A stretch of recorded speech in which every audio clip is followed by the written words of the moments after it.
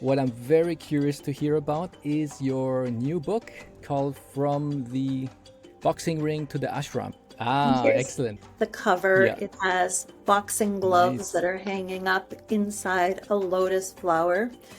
The subtitle is Wisdom for Mind, Body, and Spirit. I pretty much wandered around the world. In all of my wanderings, I came across incredible people who I consider my gurus. And my book compiles one key life lesson from each of my gurus. There are 12 gurus, 12 chapters, therefore 12 different concepts. One of them, for example, has to do with Ayurveda and the concept of Ayurveda as it relates to not only digestion, but your entire well-being, including emotional well-being. My book in general shares a lot of East and West knowledge.